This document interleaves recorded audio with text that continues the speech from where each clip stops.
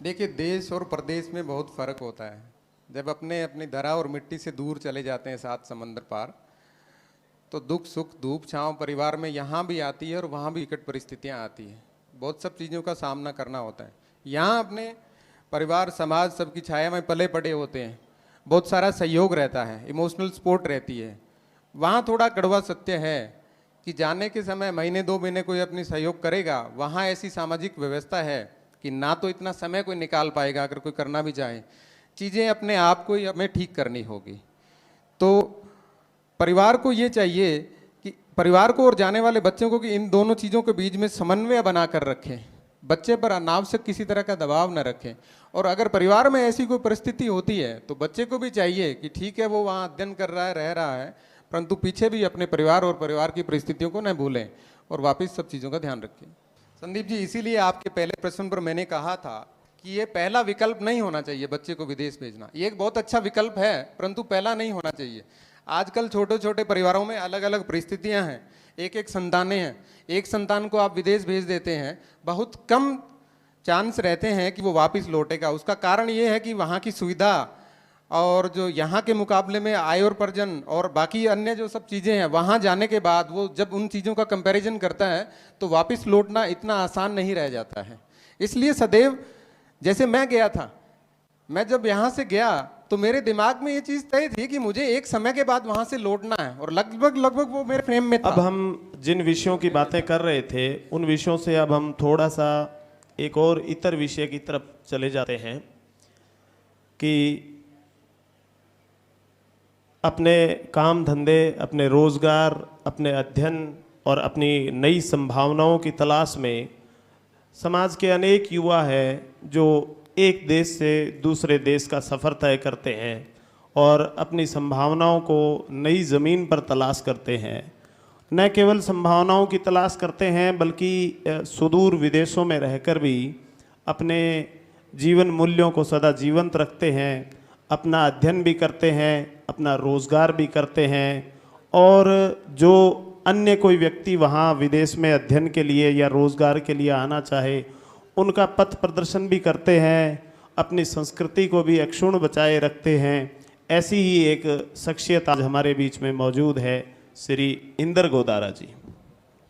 आप ऑस्ट्रेलिया से हैं, लेकिन मैं आपके पूर्व जीवन का परिचय देना चाहूँगा। श्री इंदर जी गोदारा सुपुत्र स्वर्गीय श्री शंकरलाल जी गोदारा, आप 9 FA माजीवाला श्री करणपुर के निवासी हैं।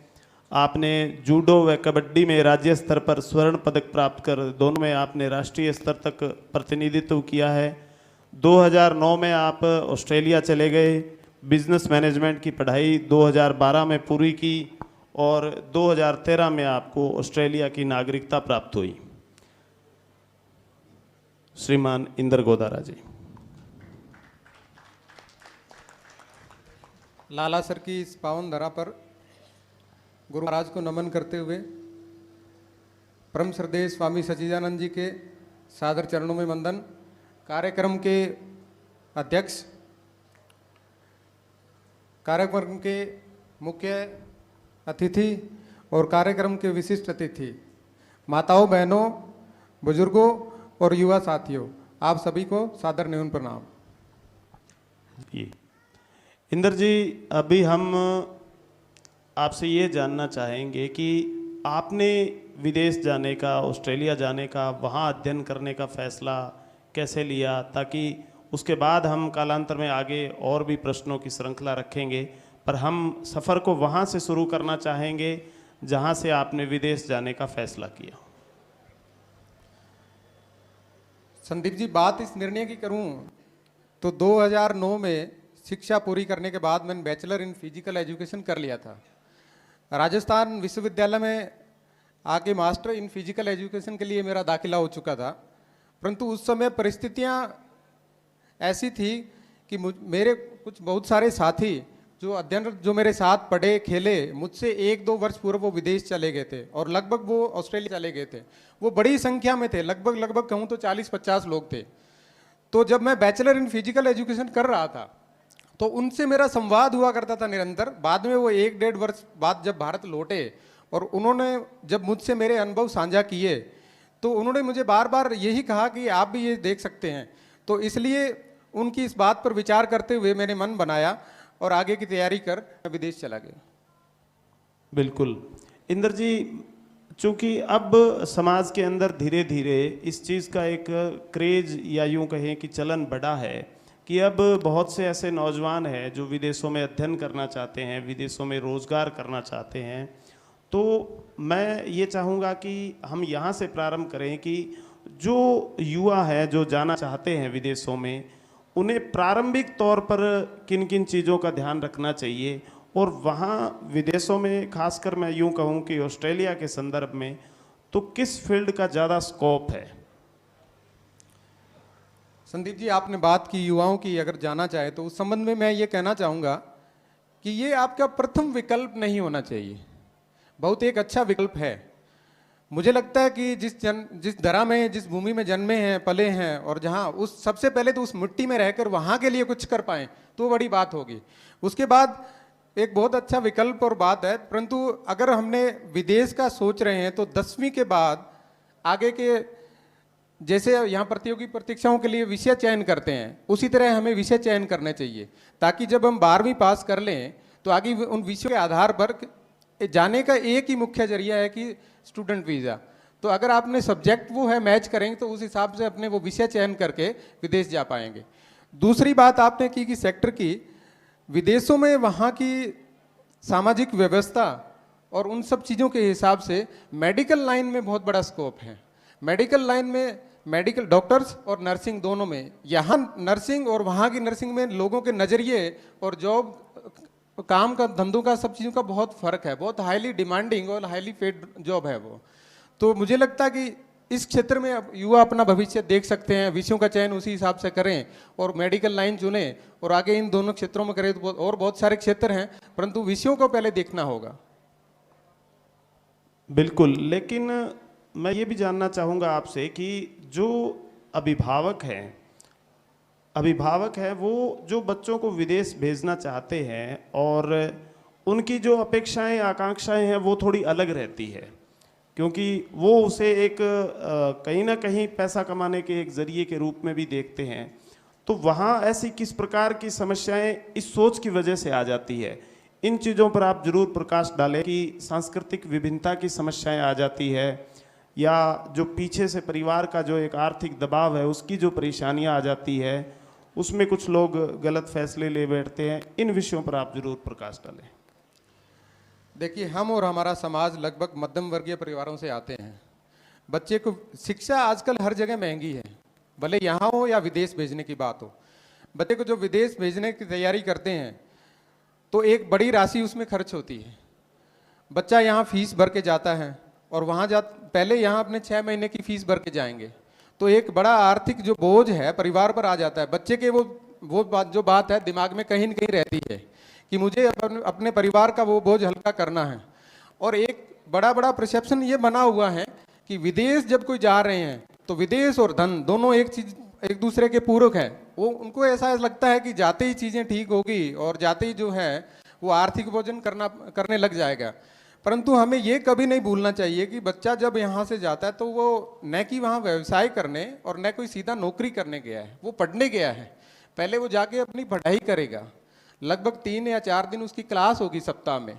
उसके बाद पार्ट टाइम जो भी है वो अपना काम या धंधा जो भी वहाँ करेगा, उसको आगे की फीस की व्यवस्था करनी है, वहाँ रहन सहन की व्यवस्था करनी है और सब खर्चे हैं उसको निकालने हैं। तो मुझे लगता है कि बच्चे पर कहीं न कहीं आर्थिक बोझ या वो दबाव नहीं होना चाहिए कि अपने जाते ही बच्चे को एक धन की या डॉलर्स की मशीन समझे। थोड़ा सा उसको समय देना चाहिए ताकि वो अपने अध्ययन पर पूरा समय दे सके, ठीक से अध्ययन कर सके। क्योंकि जिस क्षेत्र में वो गया है अगर वो ठीक से वो अध्ययन करेगा और उसी क्षेत्र में वो काम करेगा, क्योंकि जब वो अध्ययन के दौरान ही जब वो वहाँ काम कर रहा होता है तो कि उसने किस सेक्टर में काम किया है, अगर वो उस हिसाब से थोड़ा फ्री है आर्थिक दृष्टि से, तो वो अपना जो फील्ड है जिसमें पढ़ रहा है उसी में वो काम करेगा। तो बच्चे की पढ़ाई पूरी होने के बाद जो अगला स्टेप है वो है कि वहाँ परमानेंट होना, वहाँ की रहने की स्थायी व्यवस्था। नहीं तो जब तक आपका स्टूडेंट वीजा है 3 साल का या 4 साल का, आपको पुनः भारत लौटना होगा। तो जब तक आप ये नहीं कर पाएंगे तो वो नहीं होगा। तो क्या है कि बच्चा उस अपने फील्ड में काम करे, ठीक से अध्ययन करे, और जब वो स्थायी होगा तो बहुत सारे विकल्प हैं और बहुत सारे स्कोप हैं, सब चीज़ें ठीक हो जाती है। बिल्कुल। एक चीज़ मैं जो विदेशों में रह रहे हैं मैं उनके संदर्भ में जानना चाहूँगा कि जीवन है, जीवन के अंदर परिस्थितियाँ कभी विकट भी आ जाती है, तो ऐसी विकट परिस्थितियों के अंदर कहीं ना कहीं दोनों तरफ से एक दायित्व बनता है कि जिनके ऊपर ये विकट परिस्थितियाँ विदेश में जाने पर आई हैं वो किस तरीके से तालमेल बिठाएं और किस तरह से समाज भी उसको इस परिप्रेक्ष्य में देखें, क्योंकि कोई ज़रूरी नहीं है कि जो विदेश चले गए वो सब कामयाब हो जाते हैं, किसी को कुछ आर्थिक या किसी भी तरह की परेशानियां भी आ सकती है। तो मैं ये चाहूँगा कि आप अपने वक्तव्य से समाज का जो ये नज़रिया है इस नज़रिए में भी कुछ सुधार हो, ऐसा अपेक्षित बात बताएं। देखिए, देश और प्रदेश में बहुत फ़र्क होता है। जब अपने अपनी धरा और मिट्टी से दूर चले जाते हैं 7 समंदर पार, तो दुख सुख धूप छांव परिवार में यहाँ भी आती है और वहाँ भी विकट परिस्थितियाँ आती हैं। बहुत सब चीज़ों का सामना करना होता है। यहाँ अपने परिवार समाज सबकी छाया में पले पड़े होते हैं, बहुत सारा सहयोग रहता है, इमोशनल सपोर्ट रहती है। वहाँ थोड़ा कड़वा सत्य है कि जाने के समय महीने 2 महीने कोई अपनी सहयोग करेगा, वहाँ ऐसी सामाजिक व्यवस्था है कि ना तो इतना समय कोई निकाल पाएगा, अगर कोई करना भी चाहे चीज़ें अपने आप को ही हमें ठीक करनी होगी। तो परिवार को ये चाहिए कि परिवार को और जाने वाले बच्चों को कि इन दोनों चीज़ों के बीच में समन्वय बना कर रखें, बच्चे पर अनावश्यक किसी तरह का दबाव न रखें। और अगर परिवार में ऐसी कोई परिस्थिति होती है तो बच्चे को भी चाहिए कि ठीक है वो वहाँ अध्ययन कर रहा है, रह रहा है, परंतु पीछे भी अपने परिवार और परिवार की परिस्थितियों को न भूलें और वापस सब चीज़ों का ध्यान रखें। बिल्कुल इंदर जी, अभी पिछले कुछ समय पूर्व जब स्वामी जी ऑस्ट्रेलिया गए थे तो हमने सोशल मीडिया के माध्यम से देखा कि आपने किस तरह से एक व्यक्तिगत रूप से और सामाजिक रूप से ऑस्ट्रेलिया में जो विश्नोई समाज के बंधु रहते हैं उन्हें किस तरह से एक स्वामी जी के साथ मिलकर एक सूत्र में पिरोया। हालांकि सांस्कृतिक और भौगोलिक विभिन्नताएं हैं, लेकिन फिर भी उन विभिन्नताओं के बीच में आपने कहीं ना कहीं एक बहुत सकारात्मक ऊर्जा का संचार किया। तो उन सांस्कृतिक विभिन्नताओं के मद्देनज़र आप समाज को कुछ अवगत करवाना चाहें। सबसे पहले तो गुरुदेव का धन्यवाद कि उन्होंने वो समय निकाला और उन्होंने हमें वो सानिध्य दिया। बहुत अल्प समय, केवल 10 दिन के लिए गए थे। ऑस्ट्रेलिया बहुत बड़ा देश है, उसके जो शहर हैं दूर दूर बसे हुए हैं, एक शहर से कई बार तो 4-4 घंटे की फ़्लाइट रहती है। 10 दिनों में वहाँ रहना, घूमना, मिलना कोई बहुत नहीं कर पाए, बहुत सारे लोगों की शिकायतें भी रही, परंतु गुरुदेव का जो हमें सानिध्य मिला, उस आनंद और वो जो आध्यात्मिक अनुभूति हुई उसको शब्दों में बयान नहीं किया जा सकता। पहली बार ऐसा हुआ था और हम लोगों का अनुभव था कि विदेशी धरा पर हम सब लोगों के बीच में कोई संत गए थे और हमें जाकर वहाँ बांधा और जोड़ा था। जोड़ने की ये बात है कि जब गुरु जी की सूचना जाने की मिली सोशल मीडिया के माध्यम से वहाँ और यहाँ रह रहे अपने बच्चों के परिवारों के, तो उन बच्चों से उन्होंने, घर वालों ने संपर्क किया कि गुरु जी वहाँ प्रवास पर हैं। तो जब गुरु जी को 2-3 दिन हो गए थे वहाँ जाने के बाद, तो आगे आगे 2-3 शहरों में कार्यक्रम बनते गए, परंतु समय अभाव था। जिस दिन किसी के घर हवन का या अन्य कोई धार्मिक अनुष्ठान होता तो वहाँ जो अपने कम से कम जो जितने जानकार थे उन लोगों को या उस शहर में रह रहे बच्चों को बुलाते। और ऐसा हुआ कि वहाँ रह रहे अन्य परिवार और युवा जो लोग हैं वो बिना बुलाए गुरुजी की सोशल मीडिया के माध्यम से सूचना पाकर भी वहाँ आए। तो लगभग 100 की संख्या एक जगह पर रहती थी।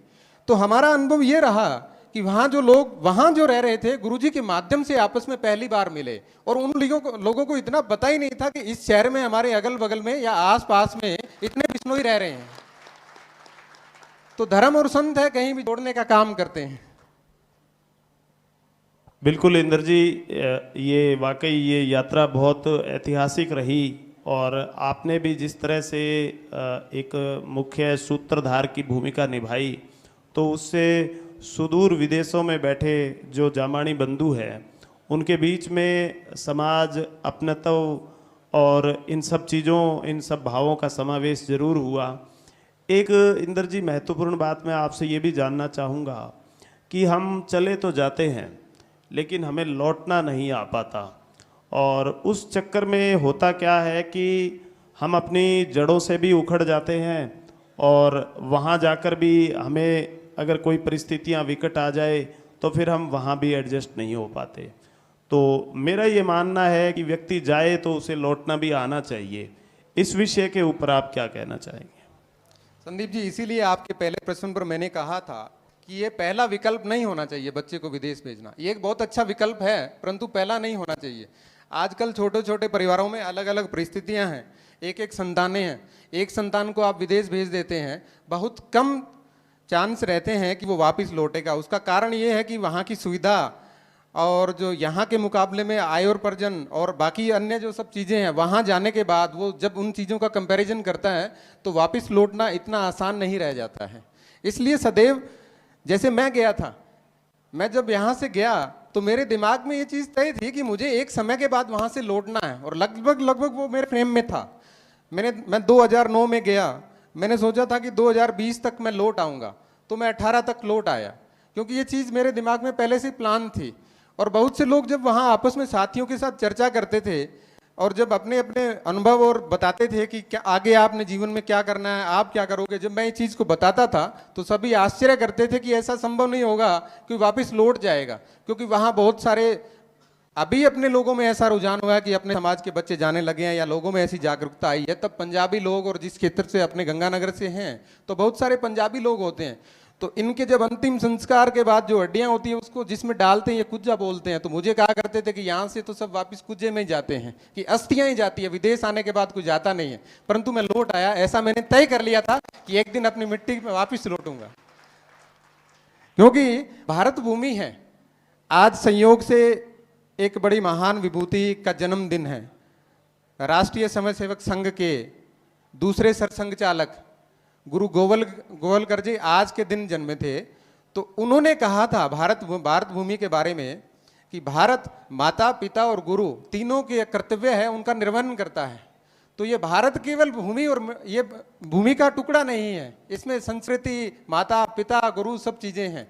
तो कहीं न कहीं अपना दायित्व बनता है कि इस माटी के प्रति अपना ऋण होता है। जैसा अपनी माँ की कोख के प्रति, अपनी संस्कृति के प्रति होता है, उसी तरह इस धरा और माटी के प्रति भी अपना ऋण होता है। तो हमें ये सोचना चाहिए और जरूर जैसा भी समाज का, देश का, राष्ट्र का किसी तरह सहयोग कर सके करना चाहिए। वहाँ सुख जरूर मिलता है परंतु आनंद नहीं मिलता। सुख और आनंद में बहुत फर्क है। मेरा जो अनुभव मेरा रहा, सुख से है कि आपको पैसा मिल जाएगा, सुविधाएं मिल जाएगी, परंतु अपना जो आनंद है, परम वैभव है, वो कभी नहीं मिलता है वहाँ रह के।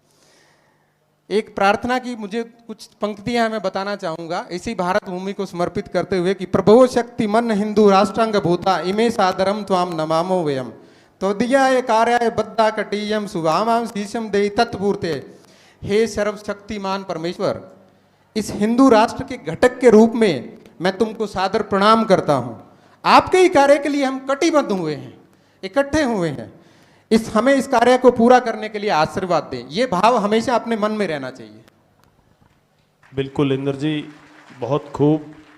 मैं सदन को ये अवगत करवाना चाहूँगा कि अपने राष्ट्र और अपनी मातृभूमि और अपने परिवार के प्रति इतनी प्रतिबद्धता वाले शख्स ने आप सोच सकते हैं कि किस तरह से विदेशी धरती और विदेशी संस्कृति के साथ में भी अपना सामंजस्य बैठा लिया होगा और वहाँ की समस्त सुख सुविधाओं का उपभोग करने के बाद में भी इन्होंने अपने मन मस्तिष्क के किसी कोने में अपने राष्ट्र को, अपनी ज़मीन को जिंदा रखा, बचाए रखा और वो जो प्रेम था, वो जो अपनापन था, वो इन्हें अपनी मातृभूमि की तरफ पुनः खींच लाया। हमारा उद्देश्य ये था कि इस संवाद के माध्यम से आज हमारे समाज में जिस तरह से विदेश जाने के प्रति क्रेज बढ़ा है, तो कहीं ऐसा नहीं हो कि वो विदेश जाना एक फैशन बन जाए और उसकी ओट में या उसकी आड़ में जो है वो युवा कहीं शोषण के शिकार हो जाएं, कहीं ना कहीं युवा अपनी मातृभूमि से, अपनी जड़ों से टूट जाएं। इसलिए इंद्र जी गोदारा ने अपने वक्तव्य के माध्यम से उस न केवल उन युवाओं को आगाह किया है अपितु उन अभिभावकों को भी आगाह किया है जो कहीं ना कहीं अपने संतानों को विदेश भेजकर उनको एक पैसे बनाने की मशीन के तौर पर समझने लग जाते हैं। अंत में इंद्र जी, मैं आपसे निवेदन करूंगा कि आपके सुदूर विदेश का कोई ऐसा अनुभव या आपके जीवन की कोई ऐसी अन्य बात जिसे आप सदन के साथ साझा करना चाहें। संदीप जी, युवाओं का सम्मेलन है, गुरुजी बहुत समय से इसे करते आ रहे हैं और यहाँ से चले इस सम्मेलन आज गांव-गांव पहुंच गया। पिछले महीने हमने डाबला में उदाहरण देखा। कोरोना काल के समय में आज का जो युवा है वो सोशल मीडिया का युवा है। सोशल मीडिया का कैसे सदुपयोग किया जा सकता है ये हमें गुरुजी से सीखना चाहिए। कोरोना काल में जब हम लोग एक सीमाओं में और घरों में बंद थे तो सोशल मीडिया के माध्यम से कैसे गुरुजी ने यहाँ रहते हुए और लोगों के घरों में रहते हुए आध्यात्मिक और अपने संदेश पहुँचाए और कैसे चीज़ों को प्रचारित और प्रसारित किया, किस तरह से सदुपयोग किया। क्योंकि इस युवा सम्मेलन में हम युवाओं के रोजगार और संस्कार की बात कर रहे हैं। संस्कार और रोजगार एक दूसरे के पूरक हैं। संस्कार हैं तो रोजगार की संभावनाएं बढ़ती हैं, और अगर रोजगार संस्कार विहीन है तो उसमें वो परम आनंद नहीं मिलता है। आज की जो युवाओं में दो रोजगार से पूर्व दो जो समस्याएं हैं, वो समस्या है एक तो नशा और दूसरा है कि गलत संगति, कुसंगति। नकारात्मक दृष्टिकोण की ओर जो युवा है बहुत जल्दी आकर्षित होता है। कल युवा संसद थी, युवाओं ने बहुत ही अच्छे विचार रखे, नशे पर बहुत सारी बातें हो चुकी, फिर भी अपने विषय को टच करना चाहूँगा। अगर हमने रोजगार और उसमें युवाओं ने नशे पर रखी और एक किसी ने प्रतिभागी ने व्यापार पर भी अपने विचार रखे थे कि नौकरियों के अलावा व्यापार में या व्यवसाय में कैसे समाज में या आगे बढ़ सकते हैं जिससे और ज़्यादा समाज का सहयोग हो सके या समाज को आगे ले जा सके। मुझे लगता है नशे की समस्या के साथ साथ युवाओं ने नशे को भी रोजगार बना लिया है। ये सबसे बड़ी, ये केवल समाज की समस्या नहीं है, ये पूरे राष्ट्र की समस्या है। उस नशे में वो खुद तो डूबते ही हैं, इसे रोजगार बना लेते हैं। अगर रोजगार और व्यवसाय करना है तो व्यवसाय, मेरे साथ आदरणीय कृष्ण जी कड़वासरा साहब बैठे हैं, भामा साहब, बुढ़िया जी बैठे हैं, इनसे व्यवसाय करना सीखो, इनको आइडियल बनाओ आप व्यवसाय की दृष्टि में। वो चीज़ें तो अल्प हैं, जिस दिन आप पकड़े गए आप पहले तो और परिवारों को बर्बाद कर रहे हो, बाद में खुद बर्बाद होगे और बेइज्जती होएगी। ये सब चीज़ें हैं। तो मुझे लगता है कि इन सब चीज़ों की समस्या का हल एक ही है, वो है जन्म दर्शन। गुरु महाराज ने अपनी वाणी में ज्ञानोपदेश देते समय कहा था, मोरा उपख्यान वेदू। गीता, रामायण, इन सब का सार और वेदों की संज्ञा देते हुए उसकी तुलना है जो वेदों से की थी। तो माँ बाप को ये चाहिए कि संगति पर विशेष ध्यान दें। जो अपने आज की संतानें हैं उनकी संगति पर पैनी नज़र रखें। जैसा बताया कि सोशल मीडिया का युवा है, घर पर बैठा है, परंतु वो कहाँ घूम रहा है, क्या कर रहा है, वो घर पर केवल शारीरिक रूप से है, मानसिक और कृत्यों की दृष्टि से वो क्या कर रहा है, इसको हमें ध्यान में रखना चाहिए। ये हमें पैनी नज़र रखने की आवश्यकता है और संगति पर ध्यान रखें। इस पर गुरु महाराज ने संगति पर, कल भी किसी एक प्रतिभागी ने कहा था, संगति पर विशेष शब्द कहा कि उत्तम संग सुसंगु, उत्तम रंग सुसंगु, उत्तम लंग सुसंगु। जीवन में संग और रंग सबसे ज़्यादा महत्वपूर्ण है। अगर उसके बिना आप सफलता पा भी ली, किसी क्षेत्र में कामयाब हो भी गए, तो वो आनंद नहीं मिलेगा।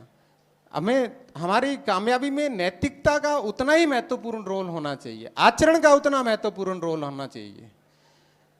गुरु महाराज की शब्दवाणी में एक जगह उल्लेख आता है कि करण दधीच शिविर बलि राजा, बहुत करे श्री राम जो आचारों। तो इसका है कि करण, दादीज और शिविर बलि राजा, इन लोगों ने, इनसे बड़े दानी नहीं हुए। दान के बल पर इन्होंने कीर्ति प्राप्त करने की कोशिश की, परंतु प्रभु श्री राम उतना दान और केवल अपने आचरण के बल पर उनसे ज़्यादा कहीं आदर्श हो गए, कहीं की ज़्यादा कीर्ति पाई। तो आचरण सबसे महत्वपूर्ण है। अपना समाज एक आचरण, अगर आचरण ऐसा पेश करेगा तो वो न केवल समाज के लिए परंतु राष्ट्र के लिए अपने आप में एक मॉडल हो सकता है। बहुत बहुत धन्यवाद इंद्र जी, आपने अपने राष्ट्र निर्माण, व्यक्तित्व निर्माण और चरित्र निर्माण के बिंदुओं पर आपने अपना उद्बोधन दिया। विदेशी धरती पर रहने के बावजूद भी आपके मन में व्यक्तित्व, चरित्र और राष्ट्र निर्माण की जो प्रबल उत्कंठा है, उसी का यह प्रमाण है कि आपने इतनी सदी और इतनी नपीतुली भाषा में युवाओं को एक संदेश दिया। आपका बहुत बहुत संदीप जी, धन्यवाद। 1 मिनट मैं आपसे और चाहूँगा। जी जी बिल्कुल। देखिए, ये जरूरी नहीं होता कि जीवन में केवल साधन, संसाधन और संस्थान से ही, अगर अच्छे संस्थानों से पढ़े हैं तो वही कामयाब होगा। ये आज 6ठा युवा सम्मेलन है। लगभग हम पीछे और आज नज़र जुड़ा के देखें तो जैसी पृष्ठभूमि से ये कामयाब प्रतिभागी आते हैं और आज जो आए और जिन्होंने अपना अनुभव बताया कि इनकी पृष्ठभूमि देखिए, उसमें सभी ग्रामीण परिवेश से थे, सभी सरकारी विद्यालयों से पढ़े हुए हैं, बहुत आम खेतीहर किसान परिवारों से हैं। उसके 2 उदाहरण मैं और देना चाहूँगा कि एक अकेला आदमी वन मैन आर्मी की तरह बहुत कुछ कर सकते हैं। आज जिस पवन धारा पर हम जहाँ बैठे हैं, आज से 15 वर्ष पूर्व हम इस जगह को और स्थिति को याद करें तो ब्रह्मलीन श्रद्धेय स्वामी राजेंद्रानंद जी महाराज, उस समय न तो कोई कनेक्टिविटी थी, न यहाँ कोई उस कंकेड़ी के सिवा और उस 1-2 भवनों के सिवा कोई और दूसरे साधन थे।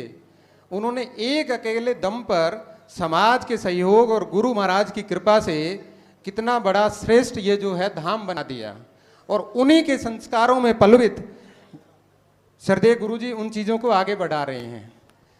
दूसरी बात, एक संस्था जो है समराथल फाउंडेशन, जिसकी हमने पूर्व में बात कर चुके हैं। 5 वर्ष पूर्व समाज के कुछ डॉक्टर्स और कुछ अधिकारियों और कुछ उद्यमियों ने मिलकर एक विचार किया कि जैसे जीतो अपने जैन समाज की संस्था की बात हो रही थी कि ऐसी कोई संस्था हो, समाज के जो प्रतिभावान बच्चे हैं जिनको आगे की शिक्षा या तैयारी के लिए कि उनके सपने मरे न, उनके सपने मन में न दबें, तो आगे किसी तरह का सहयोग समाज के बच्चों को करने के लिए एक संस्था का संगठन किया जाए। तो कुछ लोगों ने मिलकर एक संस्था खड़ी की, जिसमें हम देख रहे हैं कि आज कितना बड़ा काम किया है, कितने उनके रिजल्ट्स मिल रहे हैं, जिनके 2 साल तो कोविड में चले गए। तो ऐसा नहीं है कि सब चीज़ें केवल समाज की एक ही संस्था या एक ही व्यक्ति करें। वो एक हृदय हो सकता है, हृदय है तो सब चीज़ें हैं, प्राण है, परंतु आँख, कान, हाथ, पैर सब चीज़ें होती हैं। ऐसी संस्थाएं जैसे लालासर शास्त्री का उदाहरण है, समराथल फाउंडेशन का उदाहरण है, ये सब चीज़ें, बाकी सब लोगों को भी संगठित होकर समाज के लिए विभिन्न क्षेत्रों में काम करना चाहिए। दूसरी बात है कि संस्थान की बात कर रहे थे कि बड़े संस्थानों से पढ़कर अपने प्रतिभागियों का उदाहरण मैंने दिया। दूसरी बात ये एक उदाहरण इस पर मैं देना चाहूँगा कि दुनिया के दूसरे बड़े देश जनसंख्या की दृष्टि से, और उसको जो बड़ी कुशलता से चला रहे हैं, और दूसरी बात दुनिया का, अपने देश का सबसे बड़ा प्रदेश, और अगर दुनिया के बड़े देशों में देखें तो उत्तर प्रदेश अपने आप में 5वां बड़ा देश हो जाता है अगर जनसंख्या और उस दृष्टि से गणना करें